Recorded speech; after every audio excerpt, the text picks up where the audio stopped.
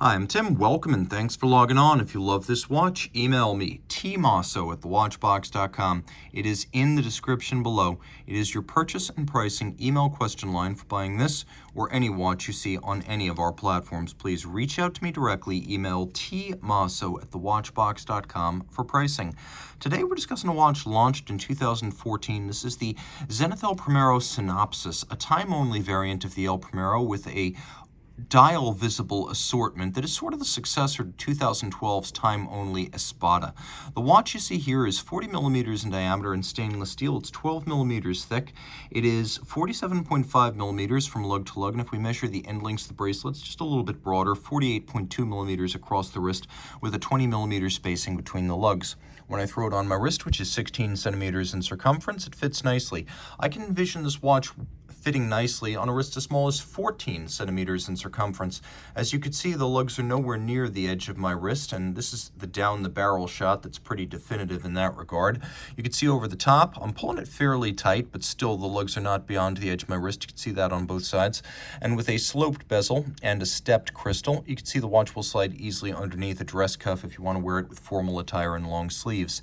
Getting a little bit closer, we have an integrated bracelet here, and it's actually quite impressively made. The links have a little bit of a countersink and an interlock, so there's extremely little lateral play here, and the feeling of solidity is impressive. There's also a feature that is sometimes present on upscale bracelets where you have a camber on the underside of the link, so the curvature or the round of the wrist becomes even more natural as each individual link is partially curved. And then on the bottom, you can see that there are little gaps between the center links to avoid pinching skin or pulling hair or trapping wrist heat, so it breathes really well on a hot day. Plus, take note, every single link in the bracelet on each side removable. Plus, we have an intermediate sized link in case you're in between size, so you can easily find the right fit for you. It's a double deployant, non-sequential close, either one can close first, Zenith with the star logo, twin trigger release, you have to press both to open it, it will not pop open inadvertently. You can see that there's a conforming end link to better mate it to the case, and a little bit of taper from the bracelet as you move away from the end link, but not a whole lot.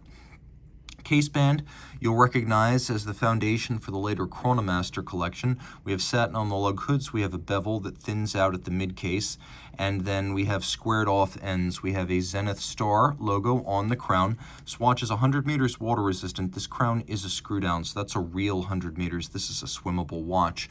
Take note that the lugs are cropped somewhat by the bezel. Really, the bezel is sunken below the hoods of the lugs so that the watch doesn't become excessively thick. That's a trick designers sometimes use, extending the lugs up over and along the side of the bezel. You can see the bezel's mostly domed on its top, but it has a very sort of gradual transition from a vertical facet to that dome. Taking a look at the crown, you can see it is inversely conical, wider outboard than it is inboard, and the knurling is easy to grip.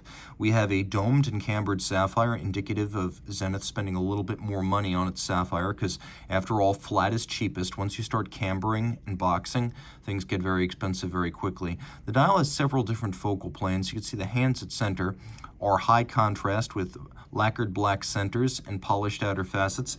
There's no shortage of luminescence on this dial. We'll take a look at this watch in the dark. You can see, with the exception of the quarter from 9 o'clock to 12 o'clock, it's very well lumed.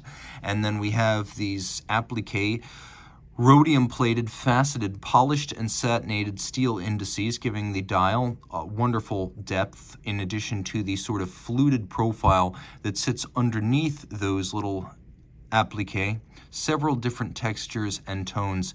Now on the dial side, we have one of Terry Natoff's great innovations. His time running Zenith in the 2000s was controversial, but I think his insight into the appeal of a mechanical watch was second to none, and he decided that the company should create movements with skeletonized bridges in and around the escapement and the balance, and then you could see through a port in the dial what was actually going on. And with a watch that's as charismatic as an El Primero with a 10 beat per second or 5 hertz rate, it's really cool to be able to see the end of the drivetrain. So we have this extraordinarily extended fourth wheel pinion that acts as a constant seconds tri-spoke, and then below that we have a fully unlubricated silicone escapement for high efficiency and reduced maintenance requirements. And then we've got the El Primero balance beaten away at 5 hertz. 36,000 vibrations per hour. It looks as special as it is, and you can even see the spokes of the silicone escape wheel are the Zenith Star logo. This bezel framing the escapement has been beautifully beveled and polished, and it's fixed with 3 fired blue screws, which I deeply appreciate. Little details are rife here. We have a sunburst center in metallic silver, and then outboard you can see we have a brushed concentric silver pattern with little Roman numerals, including a watchmaker's 4 on that minutes track outboard. Flip it all over, you can see that the caliber 4613 is El Primero derived, but all the action is on the dial side given the lack of any chronograph mechanism here. It's still a 50-hour automatic winder with a 5 hertz beat rate. It pivots on, demonstrate this right here. You can see 19 joules.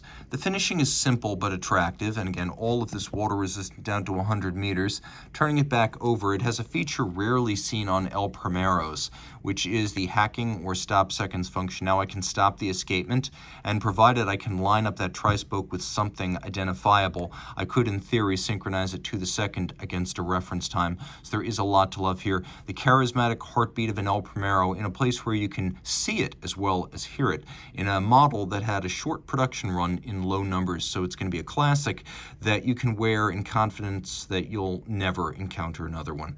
Reach out to Team Mosso at thewatchbox.com for purchase and pricing details.